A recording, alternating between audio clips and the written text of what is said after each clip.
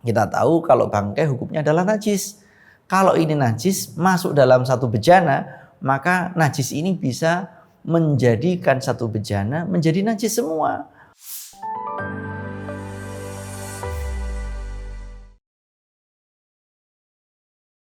Assalamualaikum warahmatullahi wabarakatuh.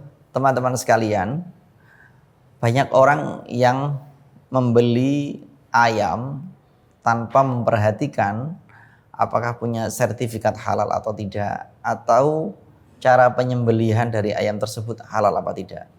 Silakan dilihat dari contoh dalam tayangan ini.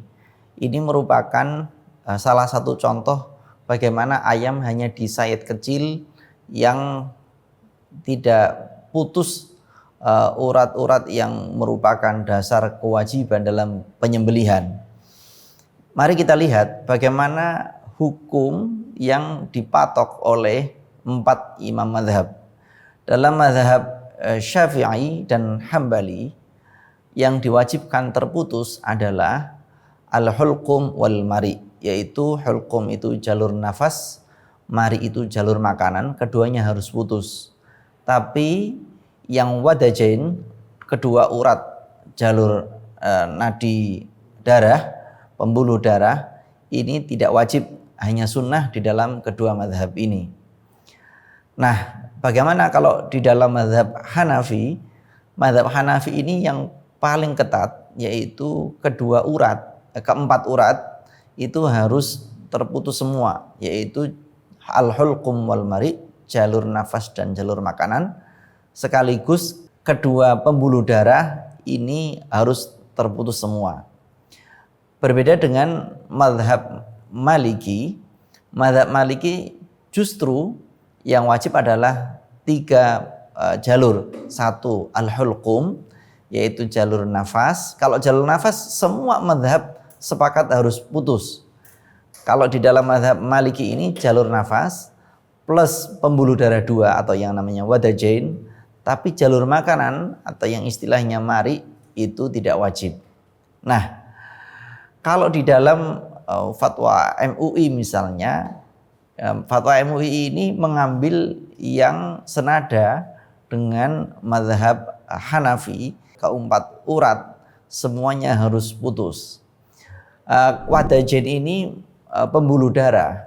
Kalau menurut riset memang di sana disebutkan seumpama antara ayam misalnya yang terpotong wadajainnya, pembuluh darahnya, dengan yang tidak, itu lebih sehat yang terpotong pembuluh darahnya, karena aliran darah itu bisa keluar dengan lancar sehingga ayamnya itu pengeluaran darah ketika menyembelih itu bisa keluar dengan lebih sempurna.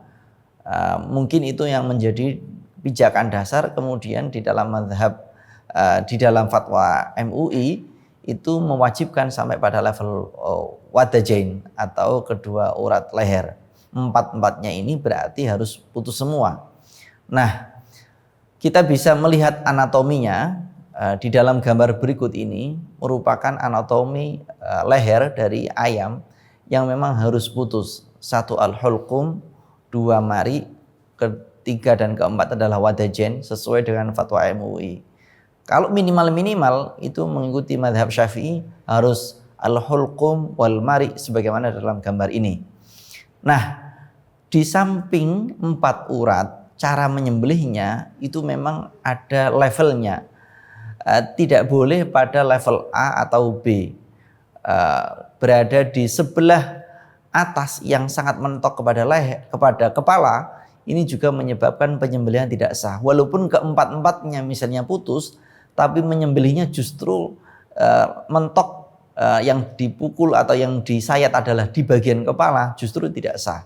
Artinya range atau jarak di tempat menyembelih adalah masih pada batasan leher. Selain batasan leher, harus kedua urat minimal dalam mazhab Syafi'i harus putus, atau kalau mengikuti mazhab Hanafi dan sesuai fatwa MUI harus keempat-empatnya. Nah, bagaimana kalau kita misalnya membeli dalam satu bejana atau dalam satu nampan dalam restoran atau warung, yang kita melihat salah satu dari kepala itu tidak putus, namun yang lain itu penyembelihannya dengan baik, maka kita tidak bisa serta-merta hanya memilih yang penyembelihannya dengan cara yang sah saja.